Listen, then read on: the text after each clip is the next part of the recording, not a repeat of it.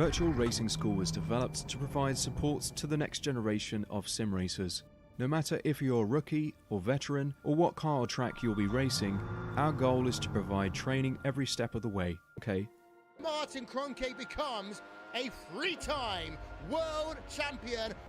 Rallycross world champion Mitchell de Jong. Mitchell de Jong is now champion for the iRacing Rallycross World Championship Series. And many other top sim racers.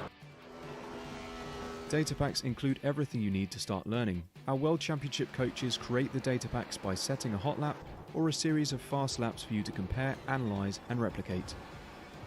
Data packs also include a tutorial where the coach points out techniques they use to hit the fast lap. This gives you access to the latest driving techniques and setups before you even hit the track. Sign up for a free account and download the VRS telemetry logger. With this application running seamlessly in the background, your laps automatically start syncing to the VRS website. From there, you can analyze and compare 2 laps of your choice, whether it's your data, the coaches, or your teammates. VRS will automatically target improvement opportunities so you can get up to speed even faster. VRS also makes it easy for you to request and schedule one-on-one or group coaching sessions. These sessions can range from 30 to 90 minutes, and you can select the car, track, and setup combination of your choice. Visit virtualracingschool.com today to sign up and get started.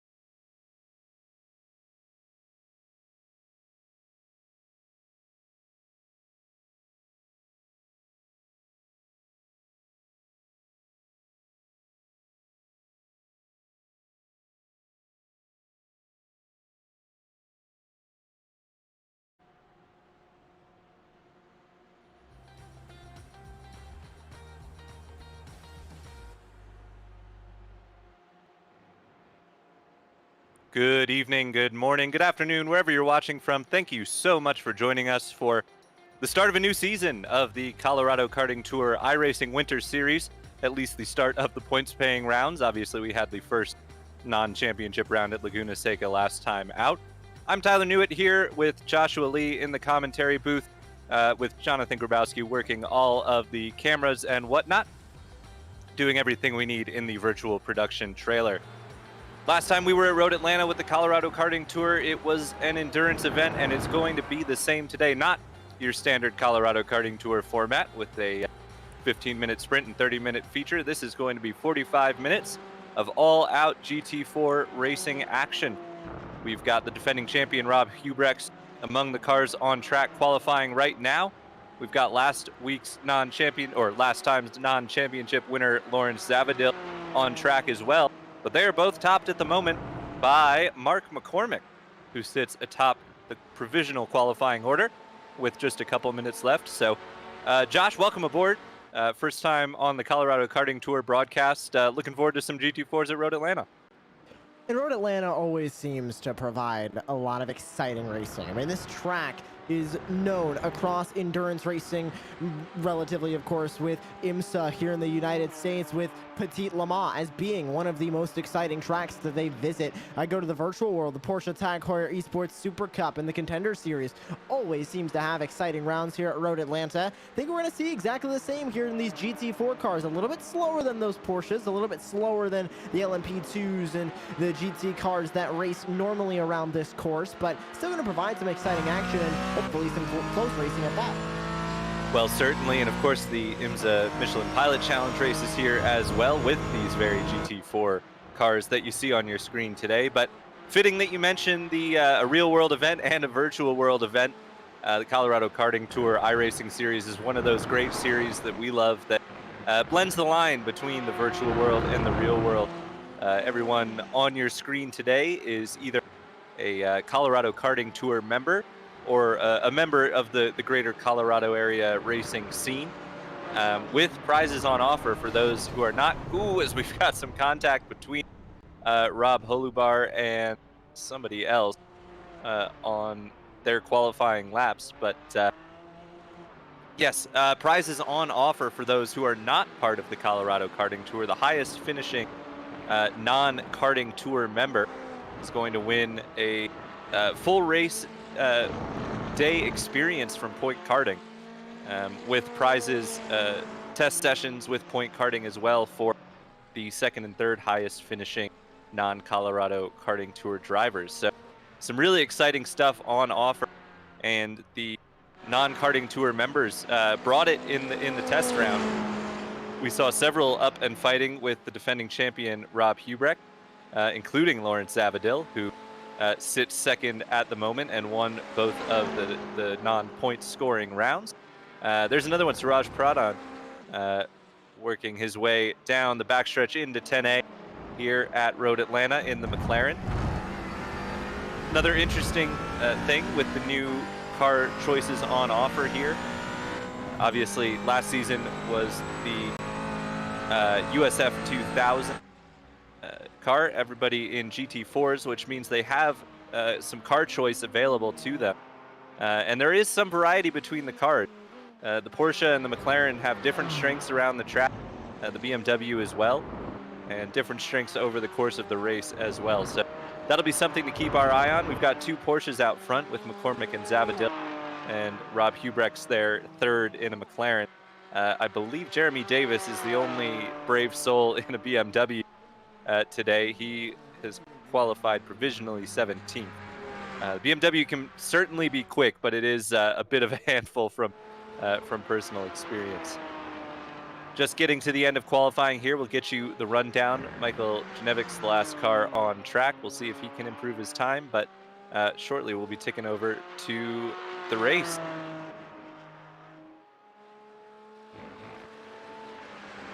Excited to see how this race is going to develop, because usually at Road Atlanta, we're not used to seeing more sprint-like races. 45 minutes, it's still 45 minutes, 15 less than an hour, of course, but it is still a bit of a sprint in the long term of endurance racing, normally around 6 to 10 hours, the usual races around Road Atlanta. So 45 minutes, we're cutting a lot of that time out, and it's going to be a bit of a sprint run to the checkered flag tonight for these drivers. Not a lot of time to develop strategies, to develop the racing. It's going to be 45 minutes gone, and we're going to be all over.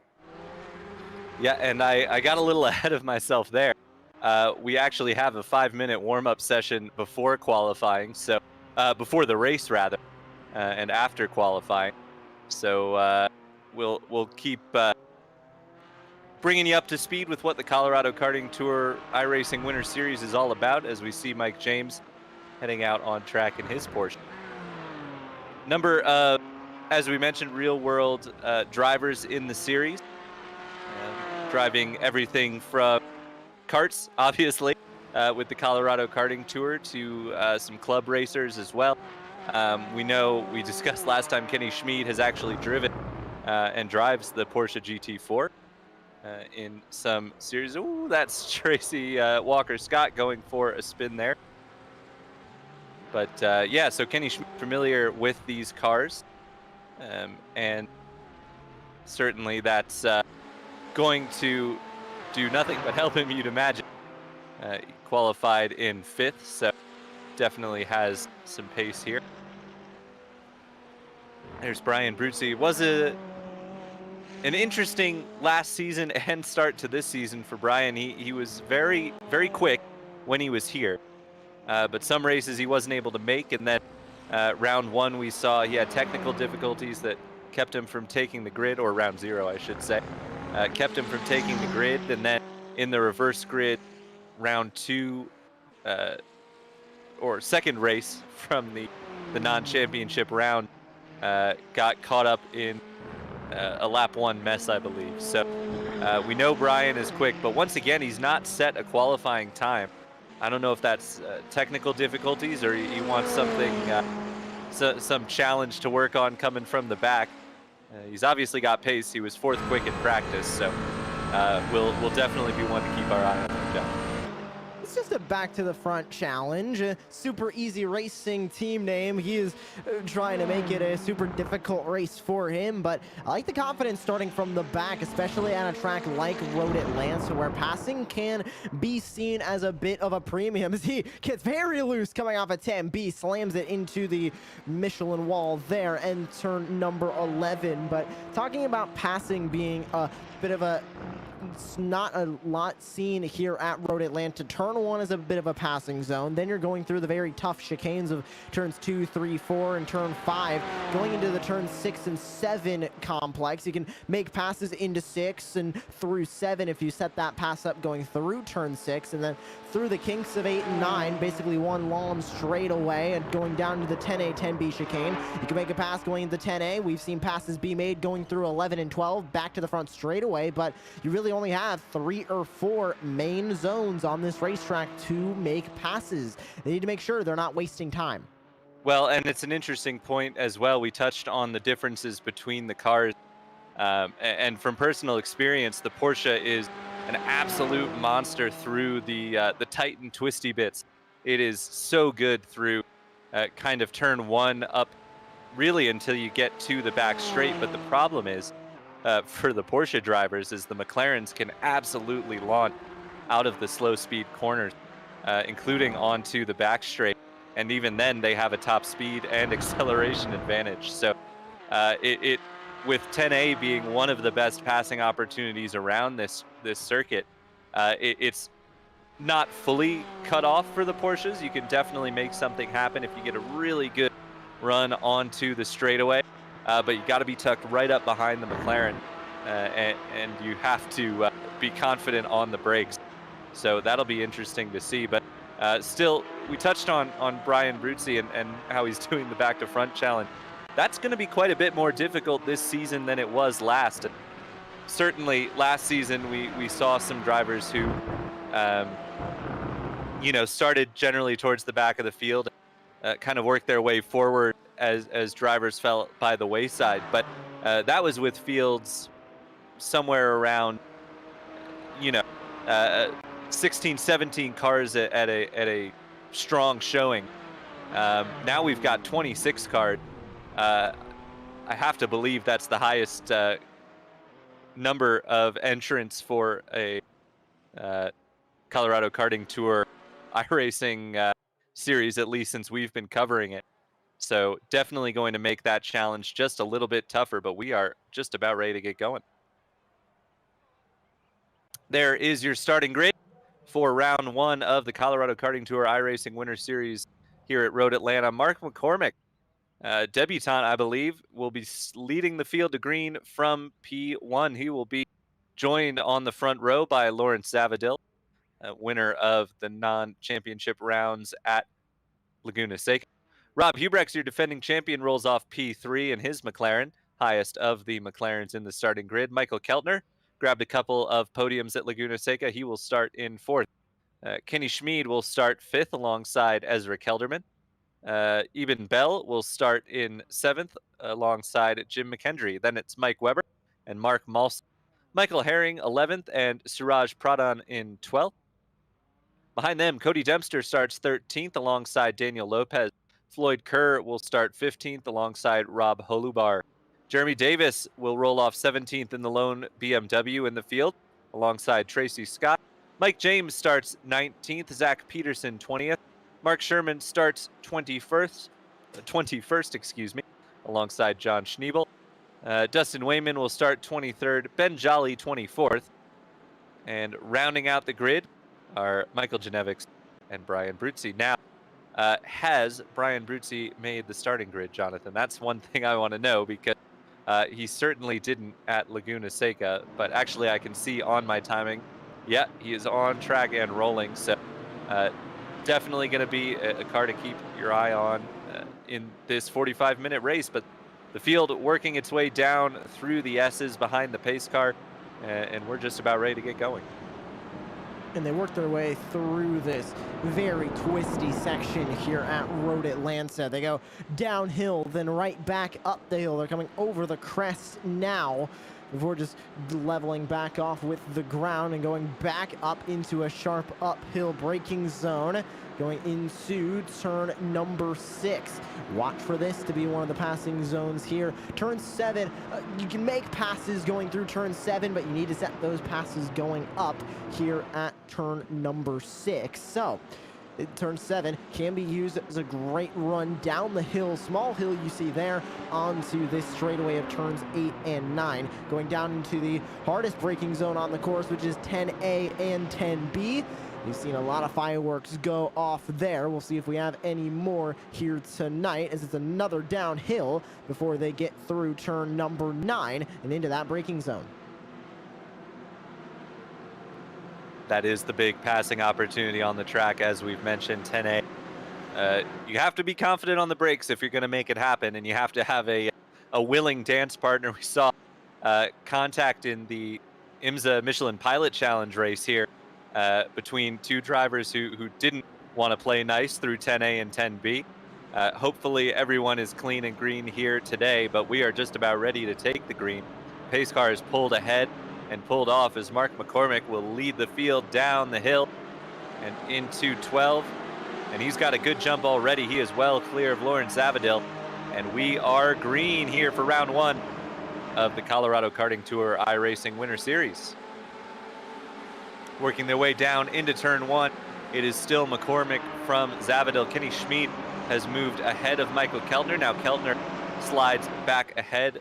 They're still side by side coming up to the top of the hill. You don't really fit two cars here, and spinning is Keltner.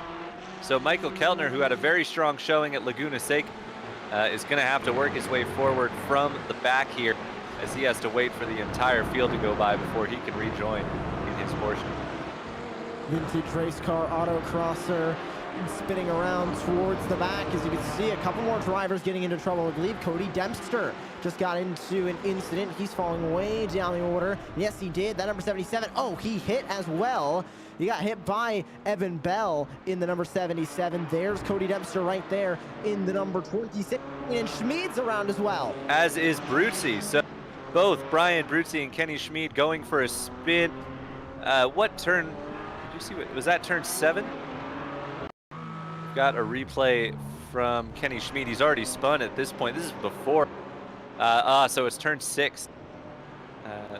That kind of, there's two corners in close succession, and both Kenny and Brian went for a spin there. So a couple of strong cars there. You see Kenny just losing it, and they're going to have to work their way forward, but that's going to be a tall task now, some 30 seconds behind the race leader.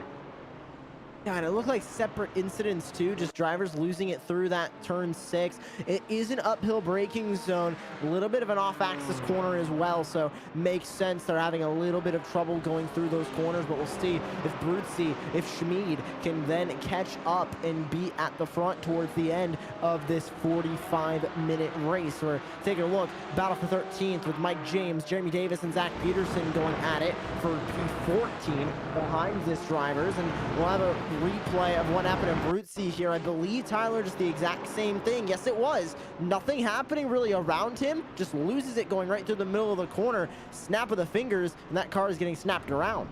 Yeah, it's a bit strange, you know, to see multiple cars losing it in the same way at the same spot. But sometimes coming up on an accident like that, you almost get sort of target fixation on the crash itself, or the stopped car of Kenny Schmid, for instance. And, you know, you would have seen the yellow flag flashing. You would have seen the smoke up ahead. Perhaps Brian just gave a little more lift than he normally would through the center of the corner, and that took the rear out from under him. It's hard to say, obviously, in a single car incident like that, what exactly happened, but certainly not how they wanted their days to start. But the good news for them is they don't appear to have gotten any damage from all that. If anything, it would have been scraping the underside on a curb. So they're still going, and they have some ground to make up, but they've got a nice long race to do that. Battle into turn 1 here. That is Peterson, Zach Peterson, to the inside of Jeremy Davis. Davis nearly went off the track there, but I think there was a car off the track there. I think it was Mike James, who was wide at turn number 1. And man, you talk about this track. Turn 1 is such a tricky corner, especially in these lower downforce GT cars like the GT4s, because when you send it into turn 1, you need everything to go right so that you don't dip a wheel off into the grass, because as soon as you dip a tire into the grass, you are gone, you are going wide, and it is a long way off at turn 1. So James learned that, and he has dropped down the order because of it. But he likely will not be the last driver that we see that from today. Track limits argument does not work here, Tyler. It is grass everywhere that it is not pavement. Anywhere that's paved, these drivers can run. Anywhere that's grass, obviously, they can't go there. Side by side into the corner.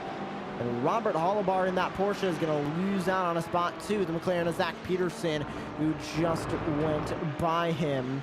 Peterson up into P number 12. OOR F1 2019 Season 5 runner-up in Season 6, third place in the North American Division. Let's see what he does here in iRacing as we go on board with Michael Herring, battling with Suraj Pradhan right behind him by about a half second. Yes, Suraj had a strong showing in at least race number 1 at Laguna Seca. I don't remember where he ended up in race 2. I think he ran into a little trouble, but yeah, you talk about track limits, Josh. That corner they went through right there is really the only gray area, and it's because that curbing extends all the way to the access road, and you can use it. You can get all the way up on that curbing in these cars, but it is so violent. It's not a smooth surface, and if you catch it the wrong way, you can get pitched quite easily into the tire barriers there. So these drivers all clearly have tested those limits in practice. They know where they are. And Suraj Pradhan continues his chase of Herring here down the back straight. We know that McLaren's got a little bit of overspeed on the Porsches here, but he wasn't quite close enough onto the back straight to make something happen in the braking 410A. It doesn't help, of course. Herring's got a bit of a tow from Mike Weber in front of them as well. As Rob Hubrex puts down the fastest lap, now it's Ezra Kelderman who puts down the fastest lap of the race. So a number of drivers with some quick times there. Kelderman a little bit off of that lead group, so maybe just took a little bit to get the tires up to temperature in that McLaren, find the speed under him, but now showing some really strong pace as he sets off to chase down McCormick, Zavadil, and Hubrex at the front. Those are the top 3 currently, but Kelderman running in 4th right now, up 2 spots from where he started in P6. Competitor in the 24 hours of lemons in the real world with a 1950 Dodge truck.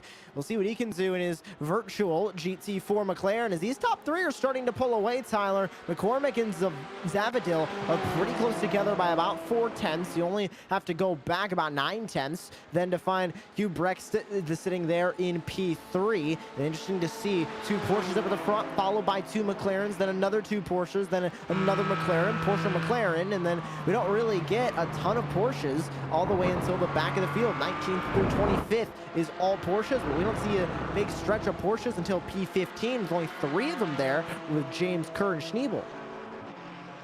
Yeah, it's an interesting balance in the GT4 class at the moment. Those Porsches are strong on the long run, so definitely a car to have in this more endurance style race. They will definitely be strong as the race goes on, but the McLarens are a car of many strengths, and clearly the competent drivers out there showing that today, with McLarens littered all throughout the top half of the running order. As we see a battle now between 2 recovering drivers, Kenny Schmid and Michael Keltner. Schmid clears him going down the hill, and that looks like job done. I think Kenny's a little bit quicker right now, trying to make his way back forward. On board with Schmid, another driver trying to make his way back forward. Started P5, ran into an incident coming through turn number 6, and now finds himself P20 on the track. The plethora of racing in real world for Schmid. Here's the side-by-side battle for the lead. McCormick versus Zavadil. Zavadil on the inside in the white Porsche. The black and red Porsche belongs to McCormick. And Zavadil's going to make easy work of that. Now what can McCormick do from second place? Can he get Zavadil back as they go on to another lap? We're going to put about 8.5 minutes behind us, as McCormick now sits in the slipstream of Zavadil. He's not going to go for it in one. Yeah, that's a tough pass to make happen. It definitely requires cooperation to make a lunge into turn 1. And McCormick, clearly a skilled driver, thought better of it. So he tucks in behind Zavadil. He'll have to wait a little bit, but they have the advantage of having gapped Rob Hubrex just a bit, as we have a battle down the hill side by side. Oh, that, talk about cooperation. That was some cooperation there from Mike James, who let Floyd Kerr get in front. If he had made a fuss about it, I think they both would have ended up in the wall. So, you know, it's not a situation you want to find yourself in, but when you do, sometimes it's good to let, you know, your pride not get the best of you and cede the spot for a little bit. Taking a look at the battle for 10th. Drake Walker Scott, Daniel Lopez, Zach Peterson in this group. Scott at the front of this group here.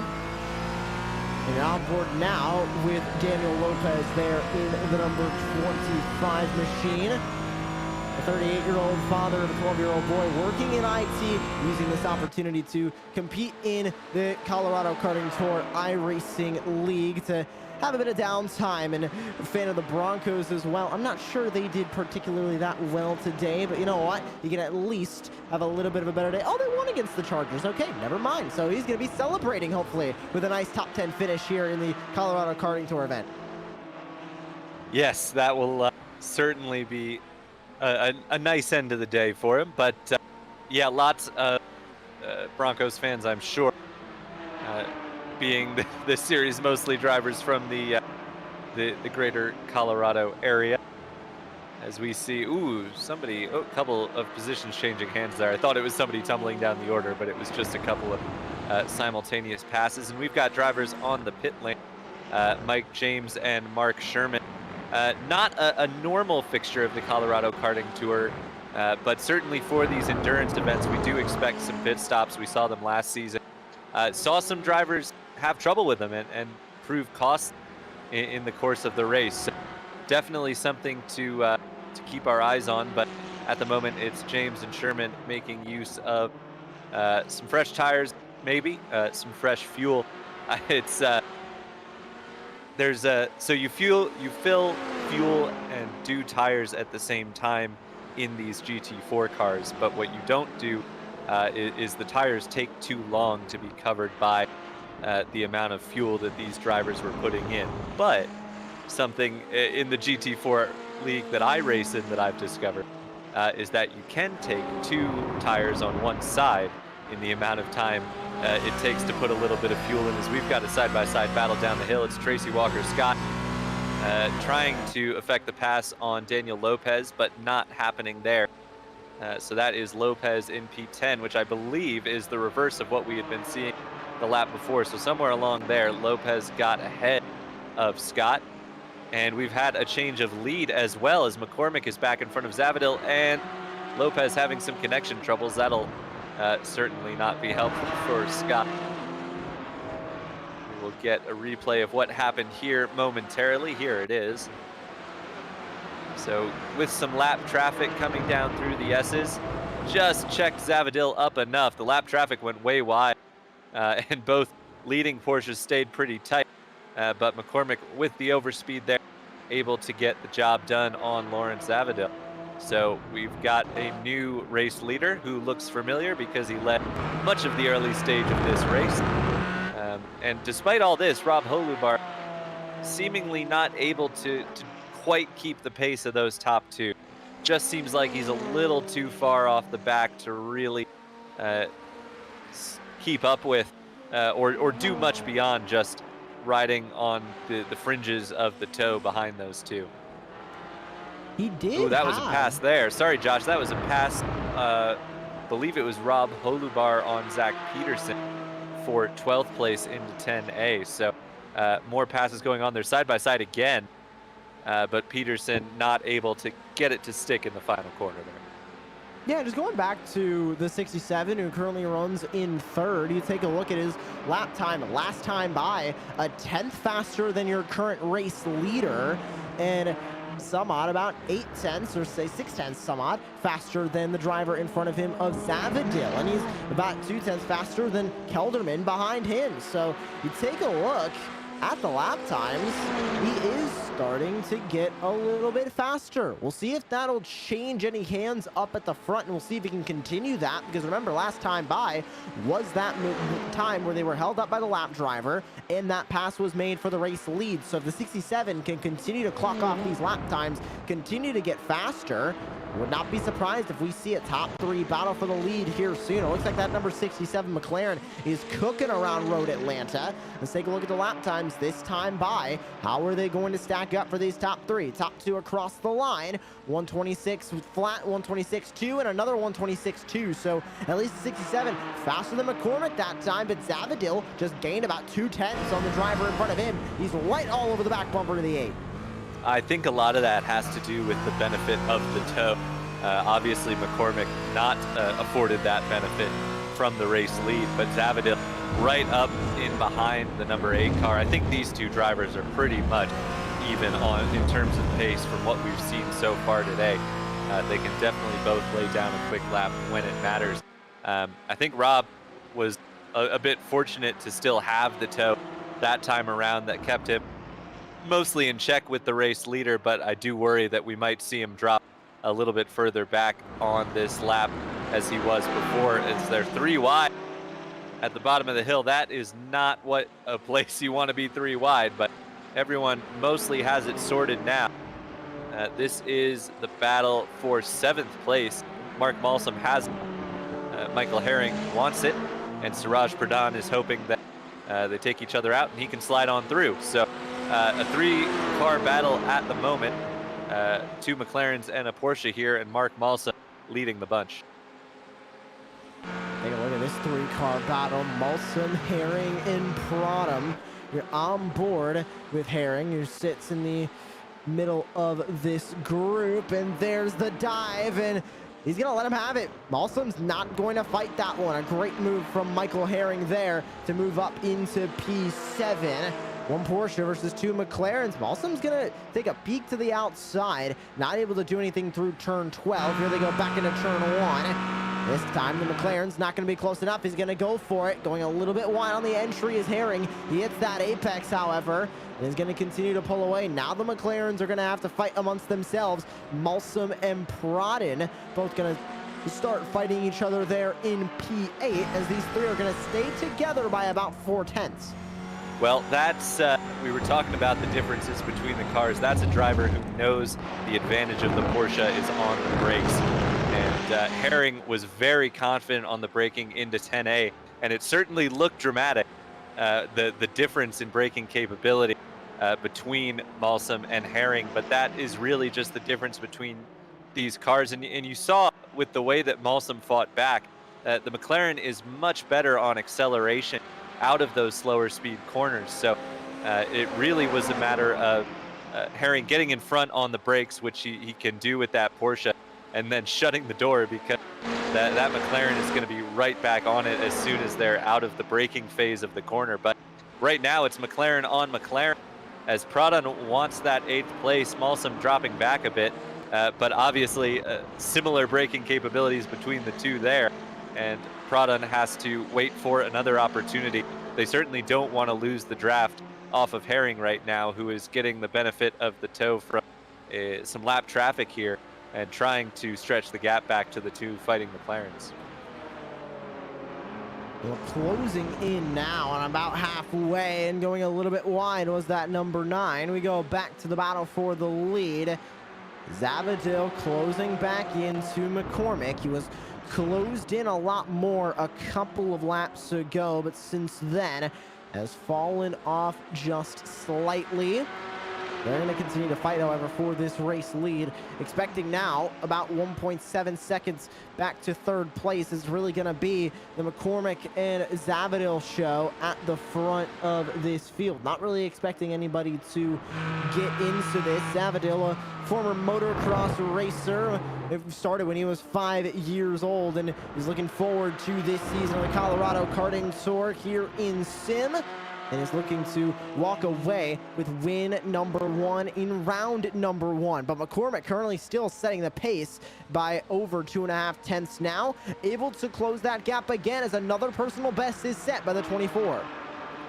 Yeah, that toe really helping Zavadil there. I mean, the lap times are nearly identical between him and McCormick, but that's just more a matter of him being so close to McCormick that unless he's losing time, he can't do much other than what the pace McCormick is setting in front of him. So Zavadil, though, clearly, we saw how quick he was at Laguna Seca. We know he's got the pace. McCormick has showed up here this week and shown that he's got pace to compete. And I think Rob Hubrex is sitting there hoping that these two might come to blows at some point in the next 25 minutes, because otherwise, Rob is a guy who I would wager is pushing as hard as he can right now. And it's not quite enough for those top two at the moment. So he'll certainly be hoping for some luck to fall his way. But as it stands right now, as you said, Josh, it's definitely a 2-horse race at the front. But further back, Rob Holubar's got a couple McLaren up his chuck, with Peterson and Bruzzi coming in quickly behind. Bruzzi on a bit of a recovery drive, as we mentioned, started in the back and had a spin, but we're side by side at the front as they head downhill. Surely they must have been side by side through the chicane as well. Zavadil thinks better of holding it around the outside. That's not a pass that's going to work too well, as a little bit of a defensive weave down the front straight for McCormick, and we head on to yet another lap with these two separated by nothing at all. Oh, it's another side-by-side battle. Brucey's in this one as Zach Peterson goes to the inside. Peterson's gonna get P13. Brucey gonna continue through P14. He was also involved in an incident on the opening lap through turn 6 and is now starting to climb his way back up. He's up 12 spots from where he started. Very last spot on the grid in P26. They've also caught up to Robert Holubar, who sits in front of them. And they're going to almost go side by side. They will be side by side as they continue through the chicane, and barely covering off that spot is going to be Zach Peterson. Number 27 continues from P13. You're on board now with Bruzzi, the Super Easy Racing driver, sitting in P14 at the moment. Yeah, it's been a good move back forward for Brian. Technically up 12 spots from where he started, but that doesn't even factor in the spin he had on lap number 1. So that's 12 spots from where he started, plus you factor in a spin there. He's been doing well to move forward. In fact, he is the highest mover of the race. The only driver who's moved forward double digits. A couple drivers, unfortunately, have moved backwards double digits. Kenny Schmid, Michael Keltner among them. But they're side by side down the straight, and here you really see the power in those McLarens on the straightaways as they just swarm past Rob Holubar, and it had him in such a position that he couldn't use the advantage of the brakes in that Porsche, and he has to settle for a couple lost positions, as ducking into the pits is Peterson. So interesting there. Just as soon as he gets by Rob Holubar, Zach Peterson heads for the pit lane for his scheduled service and leaves Brian Bruzzi to push on in 12th.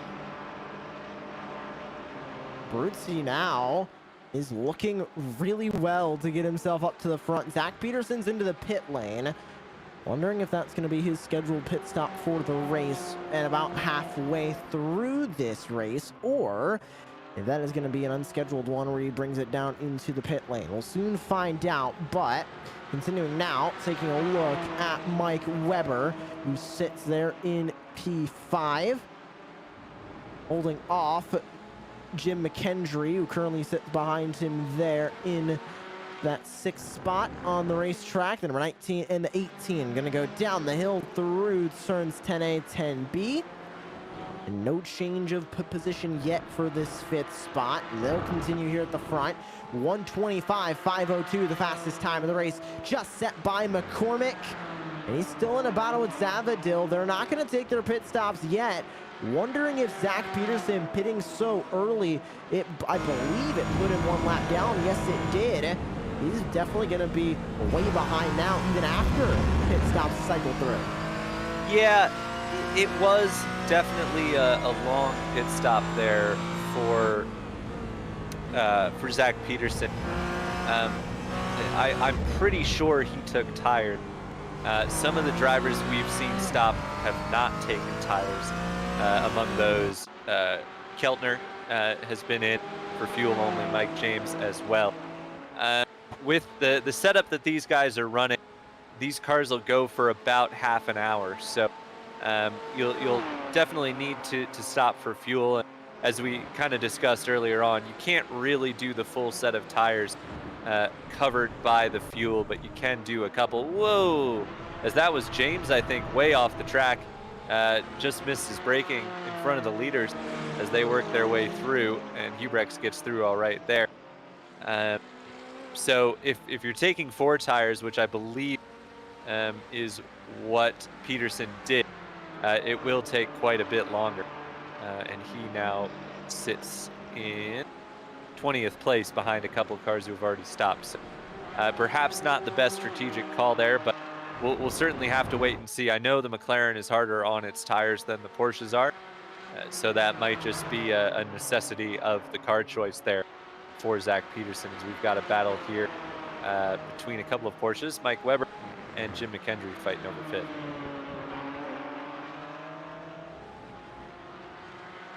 McKendry currently running in 6th, a great run for them as well, up 2 spots from where they began. Trying to make it 3. He's still on the back bumper of Weber. You can see how hard he flicked over to the side going through turn 5 to get up the hill, trying to get a good run. Unfortunately, it looks like Weber going to get a little bit of a better run as they continue to go through turn 6. Mike Weber's going to hold on to that 5th spot. Wondering if this time by, if we're going to see anybody from the lead come down into the pit lane inside 20 minutes to go. And you can see Davidale still trying to get that lead, just not close enough. Any takers to the pit lane. It looks like we have 1 lap driver taking a move into the pit lane, but nobody on the lead lap deciding to bite the bullet and come on in yet. Yeah, we saw both Mike Weber and Jim McKendry in the series last year. Jim was one of those who, the old saying of if you didn't have bad luck, you'd have no luck at all. Jim seemed to have trouble in just about every single race that he ran, and almost always not of his own doing. At the time, he had really tremendous pace, kind of with the Kenny Schmieds and the Rob Hubrex of the series. Didn't have a particularly strong showing at Laguna Seca that I remember, but doing well up in 6th place so far here today. As we see the further back battle, Brian Bruzzi, Tracy Walker-Scott. Brian has gone through up into P11, and I have to believe he's going to stretch a gap there. He is just running quicker laps than most of the people he's passing, even still, as he works his way back forward. He's got pace that should really keep him in the top half dozen or so. So imagine Brian's going to stretch that a bit. So we've got side-by-side for the race lead once again. It's McCormick on the inside, Zavadil on the outside, but that'll change to the inside for 10A. And Zavadil's got the job done if he can get it slowed up, and certainly does as they approach another lapped car. But it is Lawrence Zavadil who once again leads this race, though struggling with traffic, and now McCormick into the pits. So perhaps seeing that lapped car up ahead, Mark McCormick decides to peel into the pit lane and take his stop here. We'll have to see if he takes tires or not, but he is trundling down the lane now. Also, Ezra Kelderman in out of 4th place. I was taking a look at McCormick's car. Take a look on the right side, or on the left side, excuse me. His mirror was broken. It's gone now, yes, but I saw it as well. The dangling side mirror, a trademark of these GT4 cars with the new damage model, but it's fuel only for McCormick, and he is out and rolling. Still 5th on track, so kind of tells you how much of a lead that those top 3 had built up. Kelderman exits the pits in 8th place behind Danny Lopez. So everyone back going now, but yeah, expect to see the rest of the field filtering through the pits shortly here.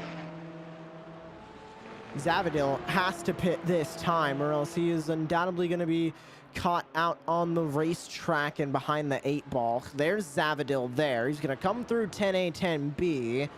He has to come in this time, or he runs the risk of just losing a ton of time to McCormick, and he's not going to come in, so he's going to brave this one. Well, he didn't take tires, so it's a little bit less of a risk, but still staying out on the racetrack here, especially if McCormick starts to run faster lap times, Zavadil's going to be losing out. It's an interesting dilemma, Josh, because, and we were talking about this a little bit before, but it's not something you would normally expect of GT cars. You'd more expect it of kind of the open wheel or prototype cars. But these Porsches at some tracks will actually run their fastest lap of the stint on the last lap of the stint. They're so kind to the tires that the fuel actually plays a bigger part in the overall pace determination of the Porsches. So really, I would expect that Zavadil and McCormick will continue to do similar lap times out on track. The big factor that's going to decide whether the undercut is successful or not here is traffic. We see Kelderman, who pit early as well, stuck now behind Danny Lopez in the Porsche, just not able to get through. McCormick's got clear air in terms of cars on the lead lap ahead of him, but if he gets caught behind lap traffic, or if Lawrence Zavadil, our race leader, gets caught behind lap traffic, that's really what I think is going to determine who ends up with an advantage in this pit sequence. Lopez, Kelderman, and Bruzzi now running together, very close together at that, as they battle for P8 on the racetrack. And now you're on board with Kelderman.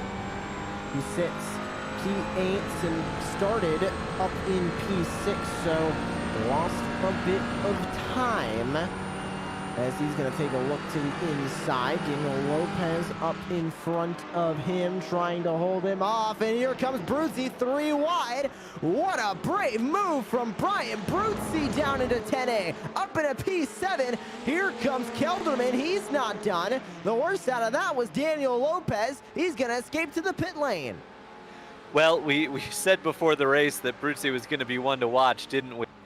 Not sure that I expected him to be this good of a show, but certainly he's working his way forward in dramatic fashion. Now sits 6th, obviously still owes us a pit stop, so not his true position here, but we will get a replay of the pass if John grabs the right corner. But we're back live here now with Bruzzi working his way in 6th position. There are still cars ahead of him who haven't stopped, including and cars behind him as well. Here's the replay. So 3 in tow down the pitch, the back straight rather, and oh, that's brave. To do that in a McLaren as well on the brakes is a tremendous move there from Brian. We know Brian's quick. We've seen him in the league before, but really great pass there to move up a couple of places. And there's Brian Bruzzi, who since then, because the driver in front of him pulled into the pit lane, is now in P6, and he's gonna make contact and go spinning around again. He made contact with the number 4 machine. That's Janevich, and around as well goes Ezra Kelderman. So the 17 getting involved with a lapped machine, gonna get turned around through 10A, 10B. Now he chooses to come into the pit lane, and Ezra Kelderman, innocent bystander and all that, also involved. Well, it almost looked like Bruzzi was an innocent bystander as well. I only caught the tail end of it, but oh, that was a late move there from Bruzzi. Yeah, the lapped car, you know, you want the lap cars to be aware of what's going on around them, but that was a little too much of a send, I think, at risk of inserting my opinion into it. But he comes down pit lane and gets that repair. So clearly that's good for him, lucky for him that he was in the window there, but that'll be some lost time regardless as he exits the pits in 14th place, it looks like. Kelderman, though, has stayed on track. Kelderman did not elect to come down the pit lane, but now sits 9th place and almost last of the cars who haven't pit yet. That honor goes to John Schneebel, but Kelderman last of the front runners yet to pit. So that's, as you said, innocent bystander for sure was Kelderman. That's a tough pill to swallow. Nearing in on 10 minutes left, so we're running out of time for these drivers to do anything on the racetrack. Taking a look at who has not pit. Top 4 have not come in, so that's Zavadil, that's Hugh Burks, that's Weber, that's McKendry. Also not coming in is Olibar, Schmid, and Davis. And you can go all the way down to Schneebel as well. He has not come into the pit lane, but we're still waiting on 8 drivers to come into the pit lane. Looking like Mark McCormick is going to be the driver to get cycled back to the race lead. Pit lane time at about 37 seconds. Gap to the lead from McCormick to Zavadil is about 28 seconds. Looking like it's going to be an easy pass for the race lead with McCormick, as Zavadil will need to pull into the pit lane here soon. Well, it looks as though that last time around, Zavadil was caught in traffic. Not this time through, a 25.3, but his previous lap was in the 27, while McCormick has been able to do pretty much unobstructed 25s. 25.41 his personal best last time through, though this time a 25.36 from Zavadil will help a little. I'm not sure where the pit lane time that we have starts and ends, but I don't know that it's quite as big a net difference as what we're seeing, because I think as soon as they peel off into that access road, it starts the counter on the pit timers. I think there was a car off at turn 1 there. Was that Jim McKendry? Yes, it was. So Jim McKendry a little wide at turn 1. We talked about how nasty that grass is if you get so much as one tire off. But Jim McKendry, who still owes us a pit stop, not a happy camper after his trip through the grass. Here we see Davis in 8th, under pressure from Kelderman. Both drivers also yet to stop. But it'll definitely be quite interesting to see where Zavadil cycles out relative to McCormick. He's been able to stretch a huge gap over Rob Hubrecht, some 5.5 seconds. That is quite a bit bigger. I think Rob had an incident. Now we've got Zavadil in the pit lane, so we'll keep our eyes on McCormick, who is working his way down the backstretch now. Time Zavadil ticking in the away. pit lane. Yeah, so the pit lane time, it's about half gone for Zavadil now. That's going to move the 67 to the race lead. McCormick's in 3rd. Here he comes through the final 2 corners. About 10 seconds left to go on that pit lane time for Zavadil. He does have 2nd pit stall. Here comes McCormick past turn 1. Zavadil is still in his pit stall, so to the provisional lead goes McCormick. Provisional 2nd place goes McKendry. But McKendry and Hugh Burks at the front of the field both still need to pit. So 1st and 3rd still need to come into the pit lane. But McCormick pit stop done. Zavadil pit stop done. Provisionally 1st and 2nd place still on the racetrack, but with 7 seconds separating the 2. Yeah, that was quite a long stop for Zavadil. That looked, well, that looked like more than just pace on track difference. I think it had to be a little bit more than that, and certainly the difference in pit time shows it. You do wonder if McCormick might have underfueled a little bit, although with how late in the race these drivers are leaving it to make their stop, I'd be a bit surprised if that was the case. But regardless, it's a you know, a big difference in fuel there, and it's the opposite of what you'd expect, isn't it? Because, well, first of all, these setups are fixed. So you know neither has an advantage in terms of starting with more or less as Rob Hubrecht heads for the pit lane. But by the same token, Zavadil, you would have expected, having been in 2nd for the majority of the race, would have done some fuel saving in the toe of McCormick, but instead it seems quite the opposite, that McCormick was able to save a little bit of fuel and Zavadil was not. We'll see where Hubrex cycles out. Yeah, in behind Zavadil, but critically 5 seconds less on pit lane than Zavadil was Hubrex. So clearly it was something on Zavadil's end, maybe just put too much in, but certainly the McLaren is quite a bit thirstier than the Porsches, and it's mostly balanced out in terms of fuel fill rate, but generally you would expect the McLaren to be in the pit stall a fraction longer. So clearly Zavadil there was the big loser on the stop for whatever reason. So that will move McCormick even further into the lead. And look at the side-by-side battle into 10A. Down on the bottom, that's a 20 machine of Mike James. He's going to get by Floyd Kerr.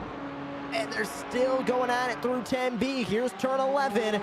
The 68's not going to be able to get to the inside at all. A beautiful move from Mike James to move himself up one more spot into P16. And Floyd Kerr going to lose one more spot.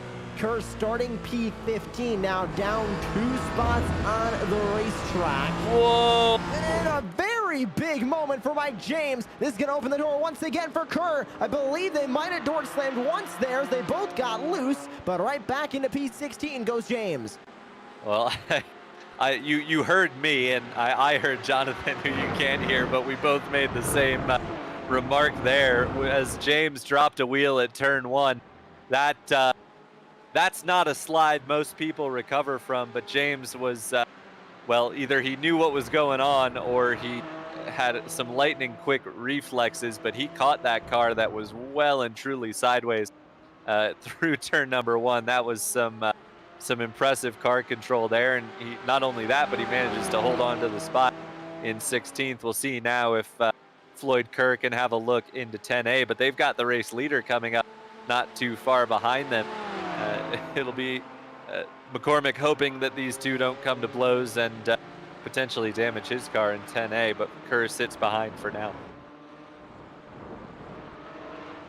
16th and 17th battle still on. There's Kenny Schmid, who we talked about at the beginning of this race, caught up in an accident through turn 6 and now trying to pick up the pieces, and he's done so pretty well. Started P5, he's still down 6 spots from where he started, but from where he was off that incident at turn 6, P11, I'd say the 3rd place finisher in the 2021 Colorado Karting Classic is doing a great job here, currently running in P11. But Brian Bruzzi, who currently runs in 10th, you can see that McLaren bottom of your screen, up 16 spots from where that McLaren started. Well, and don't forget that Kenny and Brian were pretty much in the same place on lap 1, well behind the field after their self spins. Yeah, you hate to say it for Kenny because you know, he's been great, talked to us after a lot of the races last season. But yeah, that was all his own doing on lap 1, his own incident that set him back at the start of this race. But he has done quite well to work his way back up to 11th. Don't know how many spots are still on the table for him, but certainly he pushes on and chasing after Brian Bruzzi here, who, as we mentioned, had his own self-spin in turn 6 on lap 1. Now the race leader works his way past this battle, and Floyd Kerr has gotten ahead of James as they work through 10A and B. McCormick well clear now, and he's got a comfortable gap in the remaining 3 minutes of this race. Probably gonna say, oh, that's gonna be awfully close to 3 more laps, but I think it's gonna be 2 more. We'll have to wait and see what iRacing decides, because sometimes it can be a little finicky when it decides to throw the white flag, but I think we're going to see it next time. And what a run for the RSR Esport machine of McCormick. And we have a bit of a battle further back. This is Daniel Lopez in the 25 trying to catch up to Siraj Pradhan, who sits in front of him, P8 on the racetrack. Working their way through 10A and 10B. McLaren versus Porsche. Prodin up 4 spots where they started P12. Lopez up 5 spots from where they started P14. And you can see in front of them, that's Weber and Malsum running 7th and 8th. 3 spots gained on where they started for both of them as they catch up now to, I believe that was the lap machine of Dustin Wayman in front of them. P9 as Kerr and James are going to go side by side again at 10A. Inside line for the number 20 of Mike James, and Kerr is going to have to give way, but almost making contact, and there's McCormick in front of him, looking for the white flag this time by, and I believe, Tyler, he is going to receive it. Yes, so another swap of position there for P16. Oh, and Kerr is around. He loses it in turn 12 and has disappeared entirely now. Not sure exactly what happened there, but that'll secure that spot for James, and Peterson will claim another position for himself. I believe we have not yet got the white flag. I think McCormick was a bit too early across the line. We'll have to wait and see officially, but we I believe are going to have 2 remaining laps. Here's another move in a 10A, 10B. Malsum gonna join this group. Prodin, Lopez. Malsum, I believe, made a mistake last time by, and that allowed Weber and Prodin to work, or sorry, excuse me, Prodin and Lopez to work their way by Mark Malsum, who now sits in P9.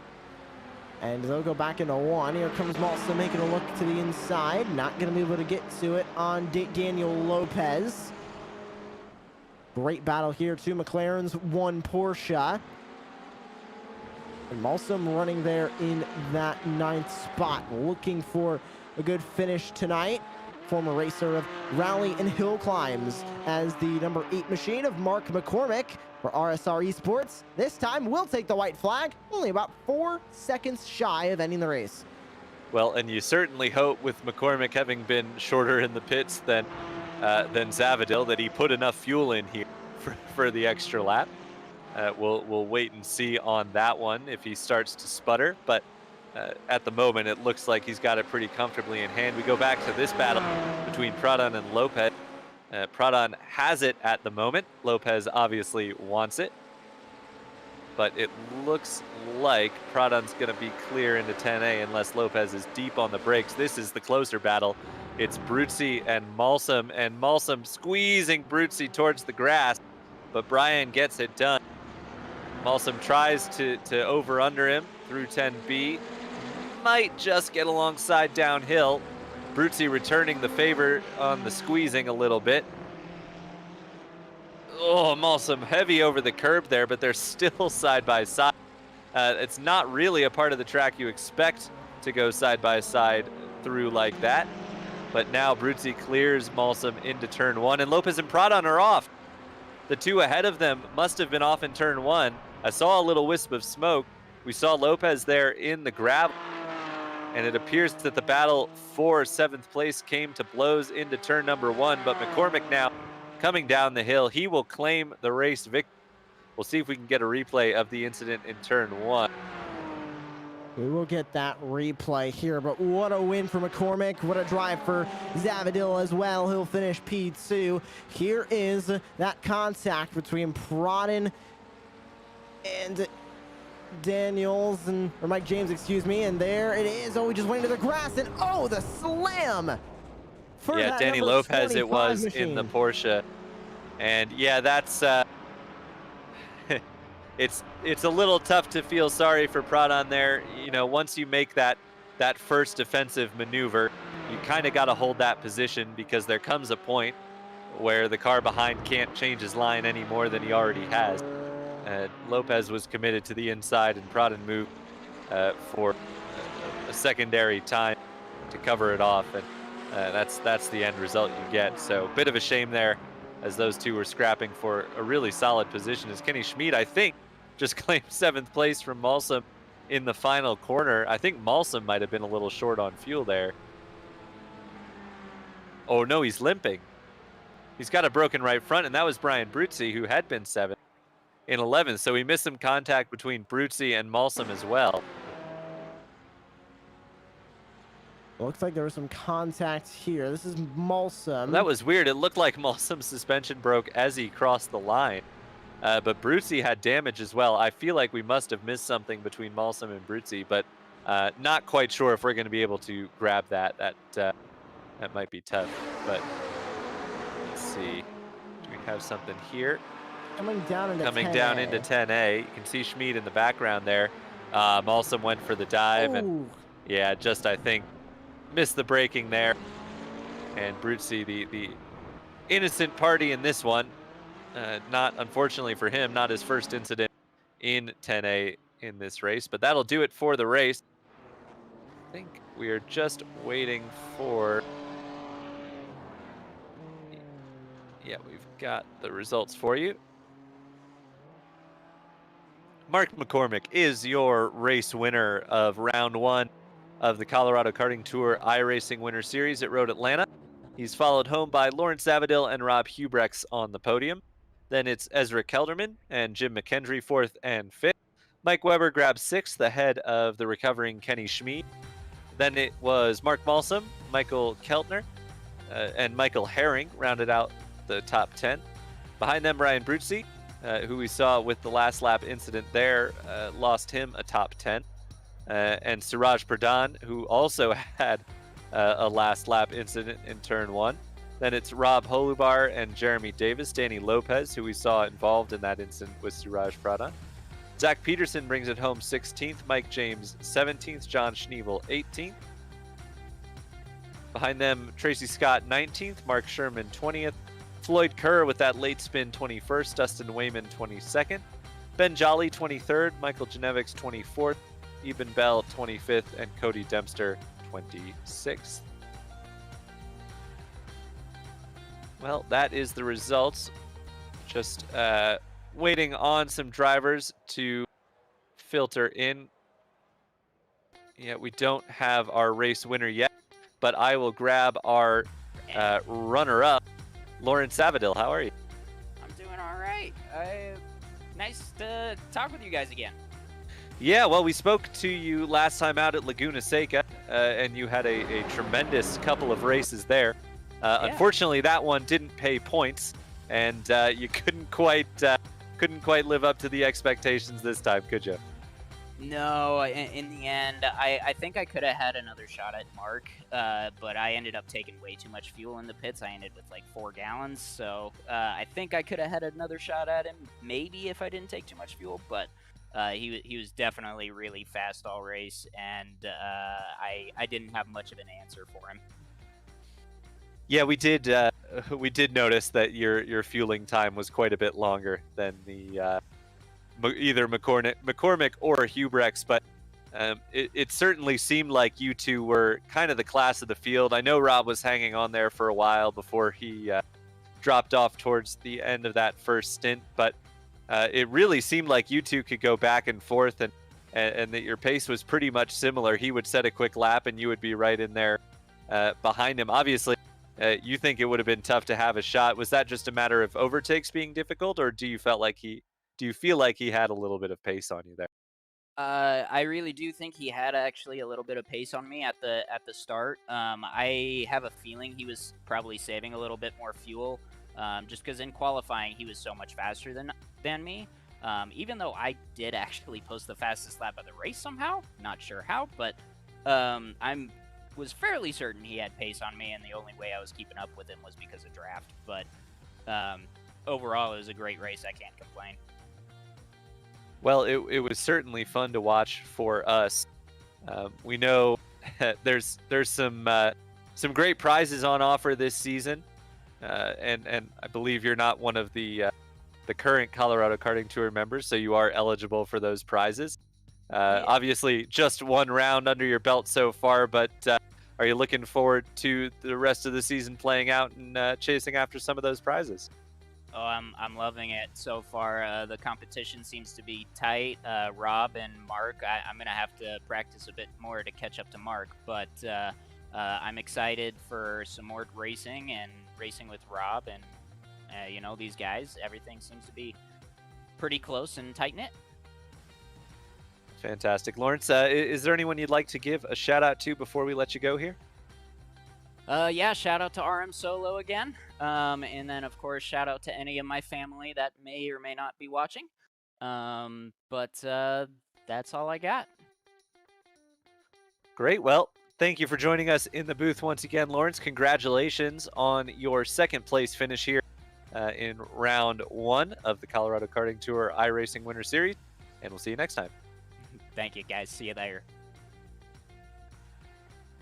And Josh, I am going to grab third place finisher Rob Hubrex for you before I go check and see if we have our race winner in the waiting room. Well, Rob Hubrex, a great finish for him tonight. He's up here in the broadcast booth with us now. Rob, third place. You started third, finished third. Seemed like a solid day for you and that GT4 McLaren down there on the track. How was it from your perspective? Yeah, it was great. I'm gonna say the same thing as I did last time, which is I have very little practice with this type of car.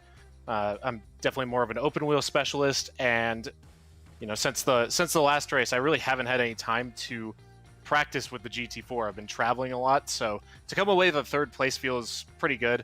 Now that I have some time to practice, I gotta get some of that in and catch these two guys in front of me. Yeah, they were putting a clinic on the field today, but you were keeping up there. We were surprised to see. Normally when we would see top 2, we weren't really seeing the top 2 pull away until after the pit stops. We saw you right there running with them. So does this give you a little bit of confidence for the rest of the season that with that extra practice, you can become one of the drivers fighting for race wins? Yeah, absolutely. Yeah, it felt great to be trailing those two. I think what helped was just being close to them. Road Atlanta is such a tricky track to drive because there's so many blind corners. So to be close to them, I could kind of use them as a reference for where some of the corners were.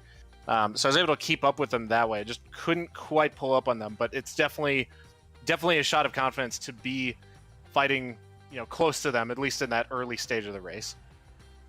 So round 1 is over and done. What's your predictions for the rest of the season? Assuming you can get more practice in, do you think you can make a run and become the champion? Or is this going to be a race by race thing where you're just going to try and get the best finishes you possibly can, and a championship or points is going to come later down the line for you? I think it's going to be really close this season, honestly.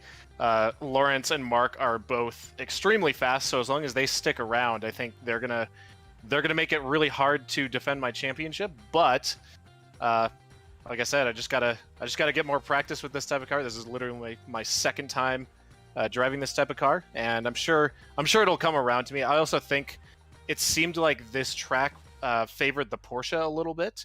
It seemed like I was by far the highest qualifying McLaren in the field, so I'm sure with the variety of tracks that we have in the CKT iRacing Challenge, there will be some tracks down the line that favor the McLaren, and maybe those will be a good opportunity to kind of get up there and duke it out with these two guys. Thank you so much for joining us here in the commentary box, Rob. We'll see you at Lime Rock in 2 weeks' time. Thank you. Great to hear from Rob Hubrex, third place finisher. And I believe, Tyler, you're going to be standing by with our race winner, Mark McCormick. Yes, I've got now our race winner. And correct me if I'm wrong, Mark, but series debutant. And what a showing for your first time out. Yeah, really excited, especially since it's the 1.5 times points round. So pretty good start for me. I'm looking forward to making it to the other races. Yeah, so obviously a late entry here. How did you hear about the series, and what prompted you to join? Well, I live in Colorado. I guess that's a prerequisite, so we all do. But I found it on Facebook somehow for one of the groups I was in. I think I saw Danny post the series, and I looked at the schedule and I thought, hey, maybe I can do that. Very cool. Well, I certainly think you've showed up and put the league on notice here. Is GT4 something you've driven before on iRacing, or is it new for you as it is for quite a few of the drivers in the field? I've driven it before, but I mean, I wouldn't say that it's my specialty. I think I have some GT3 habits that are bad for the GT4, you have to be a lot easier and smoother with the weight transfer and with the controls to kind of coax it around some of these corners. And even if it wasn't a fixed setup, it's hard to get this thing to turn sometimes. Well, having driven it a lot, I certainly know what you're talking about and know those bad habits. But you're absolutely right. It does take a little finesse, especially around a track like Road Atlanta. How'd you find the Porsche as it worked its way around those twisty bits? It's a lot of fun, isn't it? Yeah, I grew up around Road Atlanta. I used to pass it every day on the way to school, so it's special to me, and I really like coming here. Petite is one of my favorite races of the year. Coming here in GT4 was new for me. You know, I'm used to coming around in GTD cars, so it was a lot of fun to go to a track I know well and with a car that I don't really that much. That's awesome. Next up, Lime Rock in a couple of weeks' time. Is that a track you're looking forward to as well, or you think that's going to be a tough one for you? I think that track's always tough. It doesn't matter who you are. Maybe some people are good at it. I don't have a good history there. It's hard with traffic, and even if you're a second faster than someone, it's like no place to get around. So yeah, that race could get a little crazy. We'll see. Well, certainly. Well, we're looking forward to it. You guys put on a show out there today. Your battle with Lawrence was tremendous. So definitely excited to see what happens at Lime Rock. But do you have anyone you'd like to give a shout out to before we let you go? Well, you guys and CKT for putting all this on and putting the prizes out there for people to come and put their effort forth to try to win something. So thanks to you guys and my wife for watching the kids so I can do this.